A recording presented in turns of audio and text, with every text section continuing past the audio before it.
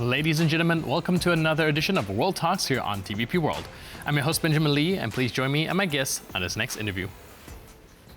As Ukraine endures intensified Russian missile attacks, including a devastating strike on Sumy, President Volodymyr Zelensky has extended an invitation to U.S. President Donald Trump to witness the war's realities firsthand.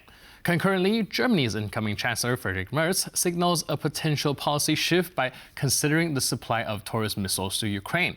Joining us on TVP World to discuss all these pivotal developments is Oleksandr Merezko, a chair of the Foreign Affairs Committee of Ukraine's Verkhovna Rada, a leader voice in shaping Ukraine's foreign policy and parliamentary diplomacy. He offers key insights into how Kyiv is responding both militarily and strategically on the world stage.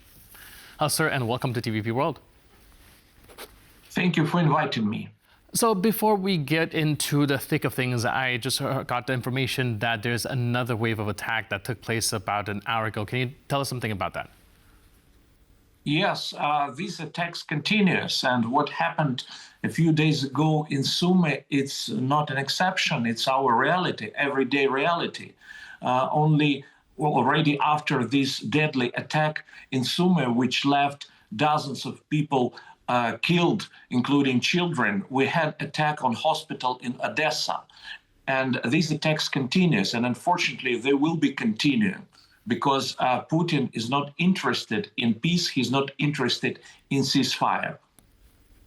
Right, and being the chief negotiator of this upcoming ceasefire negotiation, all eyes are also focused on the reaction of the U.S. administration. We have a statement very recently made by U.S. President Donald Trump here. Let's take a look at it and let's get our reaction afterwards. But that's a war that should have never been allowed to start, and Biden could have stopped it, and Zelensky could have stopped it, and Putin should have never started it. Everybody's to blame. Have you spoken to President Zelensky, sir, about his offer to purchase more Patriot missile batteries? Oh, I don't know. He's always looking to purchase missiles, you know. He's against, listen, when you start a war, you got to know that you can win the war, right? You don't start a war against somebody that's 20 times your size and then hope that people give you some missiles. So do you think the statement by the U.S. administration is going to raise some red flags when it comes to their negotiation tactics with the Russian side? Yeah, Mr. Trump, President Trump, made very unusual statements because from the perspective of international law, it is Putin, it is Russia, which started war of aggression against Ukraine. And I would like to do some sort of fact-checking that the war started in the year 2014, when Russia had occupied Crimea and made an attempt to annex Crimea and part of eastern part of Ukrainian territory. So President Trump was the president of the United States when this war continued. And again, it started in the year 2014, but he didn't stop the war. So the conclusion from that is that he can stop it right now, but I don't see any strong reaction on his part against war crimes and atrocities committed by Russia against Ukraine. Now, it does seem like the negotiation with the Russian side going into the third round, U.S. is waning when it comes to their patience on dealing with Russia. Do you foresee any changes in their negotiation tactic going forward in light of all these recent attacks? It's hard to say because I don't see on the part of Mr. Trump strong statements with regard to condemning Russian atrocities and putting the blame on Russia for the whole aggression against Ukraine. But I hope that it's only about his kind of political rhetoric aimed at enticing Putin to the negotiating table. Maybe he has some kind of political plan, a strategy with regard to Russia. But unfortunately, at the present moment, I don't see any signs of it. Right, now, I'm also interested in Zelensky's statement when he invited Donald Trump to visit Ukraine. What strategic significance do you think this invitation is going to have? I had lots of meetings on the Hill in the American Congress, And I have noticed one very peculiar detail, so to speak. When you talk to American congressmen who had visited previously Ukraine, we don't have any problems because they understand perfectly well what's going on in Ukraine. And you can have some problems or kind of statements which are not true only from those who have never been to Ukraine, who don't know what's going on. And I hope that Mr. Trump will accept this invitation by the Ukrainian president and will come to Kiev, to Ukraine. And I would like to remind a very important precedent, because Mr. Trump likes to compare himself with President Biden. But President Biden came to Kiev. He saw what was going on. And he proved that he's a courageous politician, courageous statesman.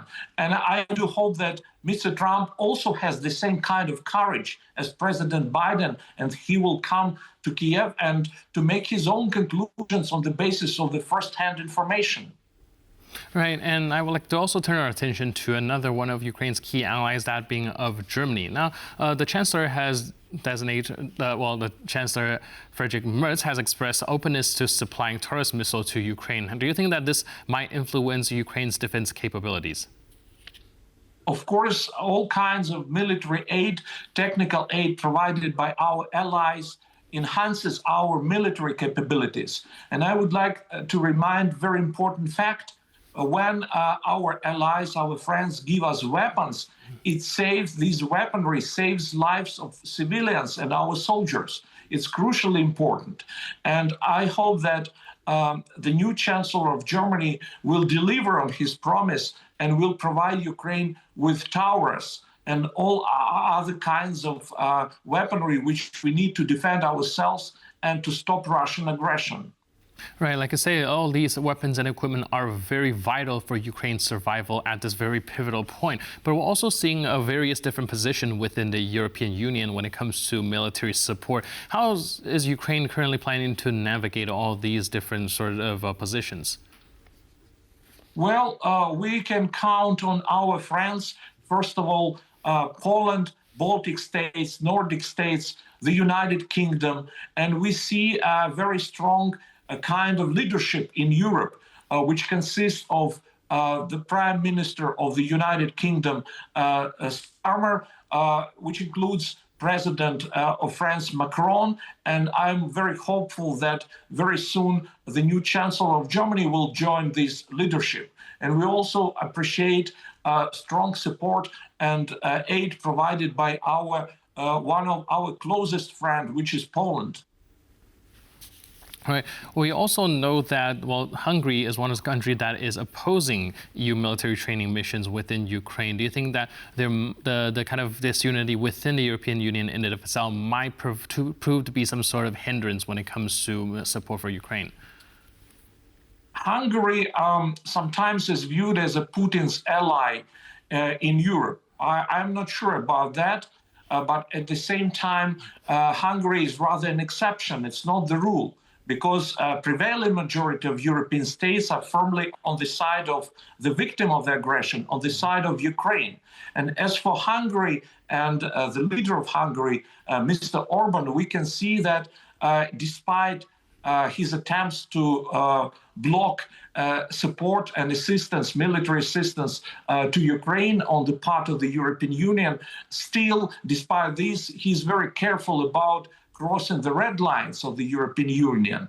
So I hope that he will draw some conclusions from his previous kind of behavior, which undermines solidarity within the European Union, and he will refrain from blocking aid and material and military aid to Ukraine. All right, you mentioned earlier that this sort of attack on Sumy is not new, and we've already seen a lot of civilian infrastructure under attack and a lot of civilians being killed by these ballistic missiles and all sorts of ornaments flying into civilian infrastructure as well. But this one took place after an attempted peace negotiation between the United States and Russia, and of course after the peace talks have been taking place. So do you think that this might accelerate all Ukraine's allies or partners, even the United States, to change their strategic position or have a different take when it comes to how to engage with Russia? Well, there is only one way how the European countries, the democratic countries, can engage with Russia. And we don't need negotiations for that, because Putin had proved many times that he's not reliable as a partner in negotiations. What's the point? Does it make any sense to sit at the table of negotiations with a person who is not going to comply with the agreements which can be reached? It makes no sense to me. So the only way, the only solution how to deal with Putin is to put maximum pressure upon him by using sanctions, serious sanctions, by isolating Russia completely, politically, economically, and diplomatically. And of course, by providing more military aid to Ukraine. This is the only way how we can stop Putin. How would you assess the current sanctions that Western countries have already put on Russia? Do you think that it has been successful, or perhaps more pressure is needed in order for it to take effect? Those sanctions which have already been implemented, they help. They help because they're trying to stop Russian war machine. But of course, they are not enough, because we are talking about total isolation of Russia. And the key question is how to stop Russian war machine. To do that, we need to introduce secondary sanctions against those companies, against those states which are helping Russia to circumvent, so to speak, primary sanctions. Right, so we'll have to see how this develops. But in the meantime, thank you so much for your input and insight. Really appreciate it. And please do stay safe out there. Appreciate you for being on TVP World. Cheers. Thank you. And thank you for watching this edition of World Talks. But for more news, update, and commentary, please stay tuned to TVP World.